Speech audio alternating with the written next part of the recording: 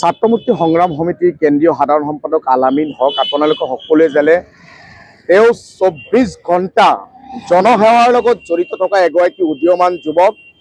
শেহতীয়াভাৱে বৰপেটা জিলাত আপোনালোকে জানে অক্টোপাছৰ নিচিনাকৈ আগুৰি ধৰা সামাজিক বেদী যোৱা বিভিন্ন ধৰণৰ নাৰী সৰবৰাহ চক্ৰ বা বিভিন্ন ধৰণৰ নাৰী ব্যৱসায়ী চক্ৰ উৎখাদৰ লগত তেওঁ সৰ্বদা জড়িত থাকি সাধাৰণ ৰাইজৰ লগত লৈ এইবোৰ যি সমাজৰ কুসংস্কাৰ সেই কুসংস্কাৰবোৰ বন্ধ কৰাৰ নামত তেখেতে অনবৰত সংগ্ৰাম কৰি থাকে।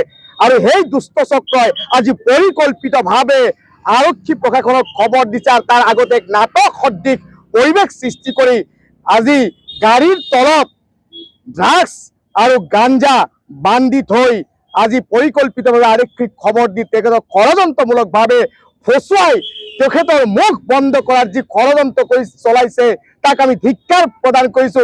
কাৰণ আপোনালোকে জানে যে বৰপেটা জিলা প্ৰশাসনৰ বিৰুদ্ধে শেহতীয়া যোৱা লৈ আলামিন ছাত্ৰমুক্তি সংগ্ৰাম সমিতিৰ কেন্দ্ৰীয় সাধাৰণ সম্পাদক তেখেতে সদায় টিভিৰ পৰ্দাত গৰ্জি এই জোৱাৰ বিৰুদ্ধে তেওঁ প্ৰতিবাদ চলাই আহিছে। সেই ক্ষেত্ৰত এই জোৱাৰ ভণ্ড দালালসকলৰ মূৰৰ কামনি হৈ পৰিছিল আলামিন হক নামৰ এগৰাকী সমাজ সেৱক ছাত্ৰমুক্তিৰ নেতা।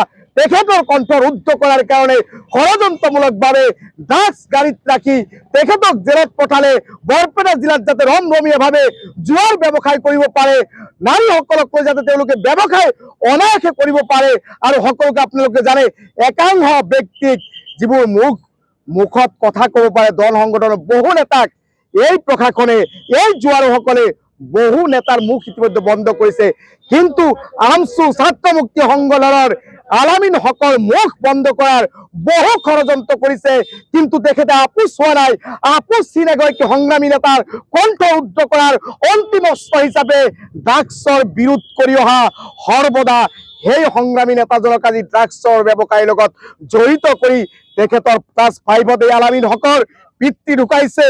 সেই পিতৃ ঢুকুৱা ভিত্তিহীন এগৰাকী যুৱক, সমাজৰ হৈ মাত পতা, সমাজৰ দৰিদ্ৰ জনতাৰ কাৰণে সদায় কান্দি থকা এগৰাকী সংগ্ৰামী নেতাক যিসকলে এই ড্ৰাগছৰ ব্যৱসায়ীৰ লগত ষড়যন্ত্ৰমূলকভাৱে ফচালে তেখেতক আল্লাহ তালাই ভগৱানে নেৰে অভিশাপ দিব, তেখেতৰ পংগুত্বৰ জীৱন যাপন কৰিব লাগিব।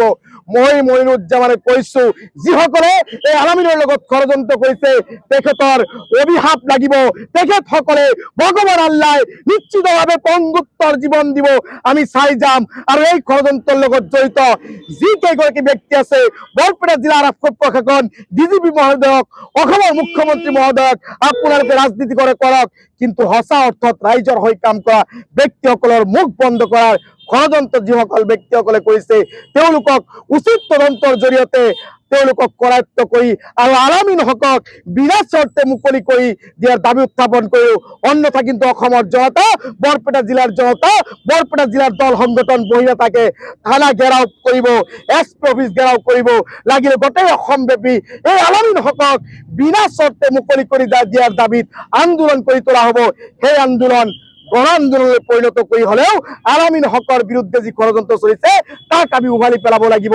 গতিকে আকৌ এবাৰ অসমৰ মুখ্যমন্ত্ৰী, ডিজিপি, বৰপেটা জিলা প্ৰশাসন, বৰপেটাৰ SPক মই অনুৰোধ জনাইছো আপোনালোকে এই ষড়যন্ত্ৰী কৰা ব্যক্তিসকলক অতি শীঘ্ৰ তদন্তৰ জৰিয়তে কৰায়ত্ব কৰি আলামিন হকক বিনা চৰ্তে মুকলি কৰি দিয়াৰ আহ্বান আৰু দাবী জনাইছো। মোৰ নাম আলামিন হক, মোৰ ঘৰ বৰপেটা জিলাৰ বাগবৰত। আপোনালোকে জানে মই ছাত্ৰমুক্তি সংগ্ৰাম সমিতিৰ কেন্দ্ৰীয় সাধাৰণ সম্পাদক আৰু মই বৰপেটা বাৰ এছ'চিয়েশ্যনৰ এজন অধিবক্তা। আপোনালোকে দেখিছে মই বিভিন্ন সময়ত নামনি অসমৰ বিভিন্ন ধৰণৰ যিমানবোৰ দুৰ্নীতি আছে, অপসংস্কৃতি আছে, জুৱা আছে, ড্ৰাগছৰ বিৰুদ্ধে সদায় আমি মাত মাতি আহিছোঁ। সেই চৰকাৰৰ বিৰুদ্ধেই হওক, সেই আৰক্ষীৰ বিৰুদ্ধেই হওক, সেই আৰক্ষী অধীক্ষকৰ বিৰুদ্ধেই হওক। শেহতীয়াকৈ জনিয়াৰ যি দাবা ৰাইজে আপোনাৰ নিষেধ কৰিছিলে তাৰ বিৰুদ্ধে মই ষ্টেটমেণ্ট দিছিলোঁ। আৰু চৌধুৰী বজাৰত যি জুৱা খেল চলিছিলে অপেন, বৰপেটা জিলাত অৰাজকতাভাৱে বিভিন্ন ধৰণৰ অপসংস্কৃতিসমূহ গঢ় লৈ উঠিছে, তাৰ এগেইনষ্টত মই মাত মতাৰ কাৰণে আজি হাউলিৰ পুলিচ বিষয়াসকলে মোৰ গাড়ীৰ বাহিৰত, মোৰ গাড়ীৰ ভিতৰত নহয়, মোৰ গাড়ীৰ বাহিৰত তেওঁলোকে ড্ৰাগছৰ কণ্টেইনাৰ আৰু তেওঁলোকে গাঁজা উদ্ধাৰ কৰিছে। আচলতে অসমবাসী ৰাইজক জনাব বিচাৰিছোঁ যে চৰকাৰৰ বিৰুদ্ধে মাত মাতিলে এজন সচেতন যুৱকক, এজন সচেতন নাগৰিকক কেনেকুৱা ধৰণে নিৰ্মম অত্যাচাৰ চলাব পাৰে তাৰ কাৰণে এই কথাটো আপোনালোকে সদায় অৱগত থাকিব আৰু ইয়াৰ বিৰুদ্ধে মাত মাতিব। মোৰ বিশ্বাস আছে ভাৰতবৰ্ষৰ ন্যায়ৰ প্ৰতি মোৰ বিশ্বাস আছে যে এজন বিনা দোষীক কেতিয়াও শাস্তি বিহিব নোৱাৰে। গতিকে আপোনালোকক মই মোৰ বিৰুদ্ধে মাত মতাৰ কাৰণে মই আমাৰ ছাত্ৰ মুক্তি সংগ্ৰাম সমিতি, কৃষক মুক্তি সংগ্ৰাম সমিতি, ৰাইজৰ দলৰ সমূহ বিষয়ববীয়াসকলক মাত মতাৰ কাৰণে মই আহ্বান জনাইছোঁ।